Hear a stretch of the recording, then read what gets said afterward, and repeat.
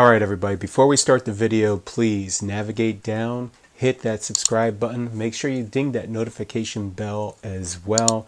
Also make sure to like the video, and please, if you want to support the channel, head over to my Patreon page and subscribe. Y'all tucked in? Here we go.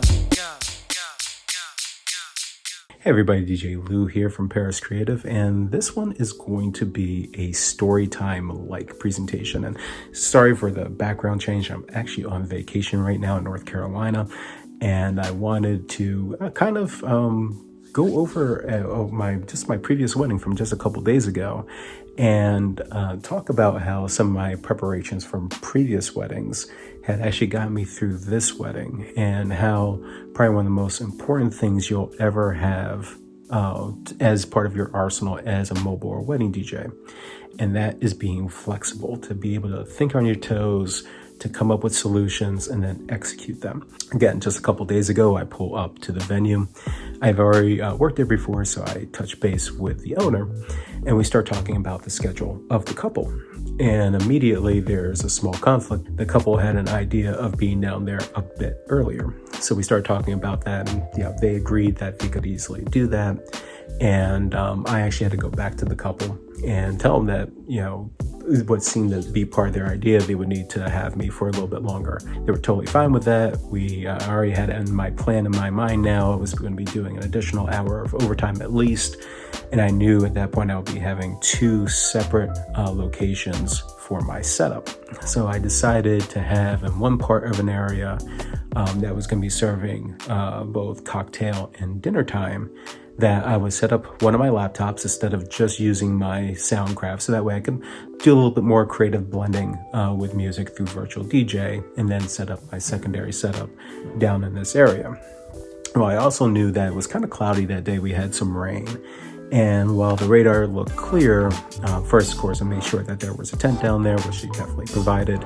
But once I got everything set up in the secondary location, I put bags over everything just to make sure, just in case if something did, kind of like a sprinkle came through or whatnot, it'd be protected. So got everything set up, sound checked, and then bagged up for down there.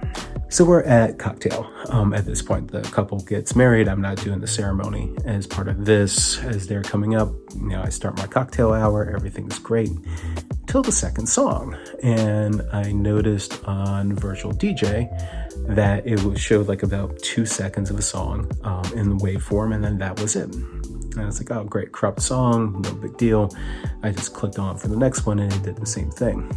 Luckily for me, I've got my Soundcraft UI24, which now I can start playing off of that, reboot my laptop, and then get everything back around. In this case, I took the two songs that I had played off my USB drive on the Soundcraft. I took that out of the rotation of virtual DJ. Life is good. So knowing that, I had my Soundcraft to, roll into an emergency, roll at that point, reboot the laptop or swap out the laptop if necessary, and then play that. So definitely a nice lesson learned from ages ago of always having a backup.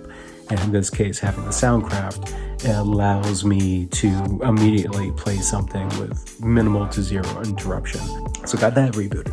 Everything's great. We get through cocktail, we start dinner, and then I get an alert on my phone, and it says, heavy storms, 15 minutes out. And I'm like, what the heck? And, I pull up my radar, and there's this big bow of storms coming. We're under a severe watch.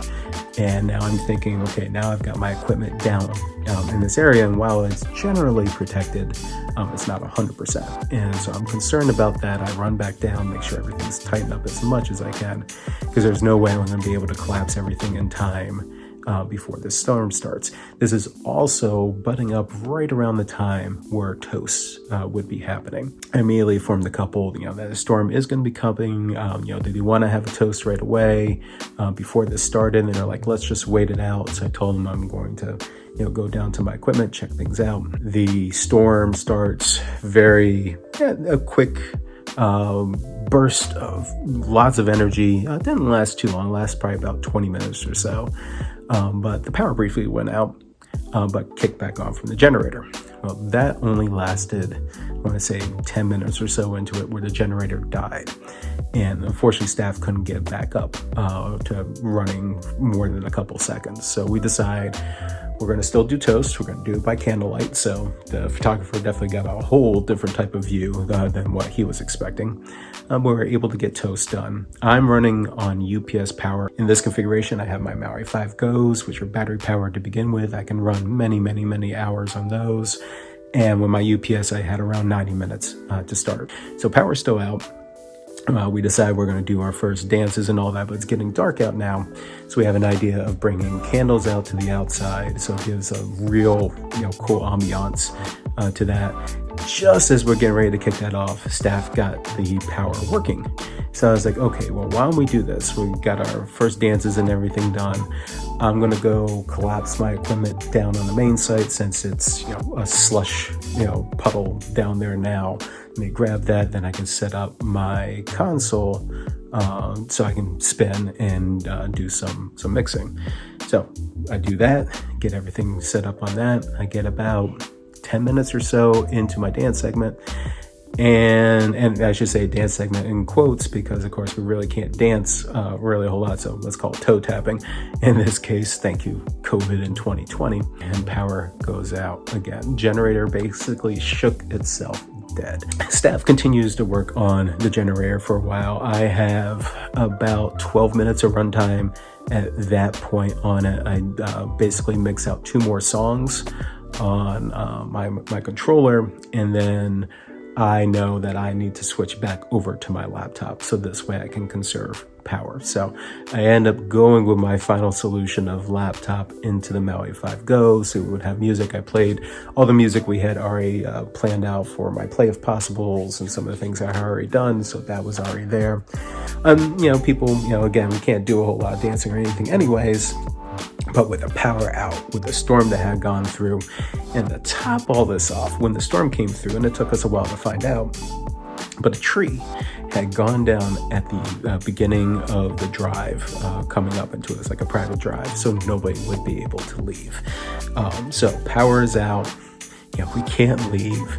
They're working furiously on a generator. Eventually, they do get it working to enough to power some areas.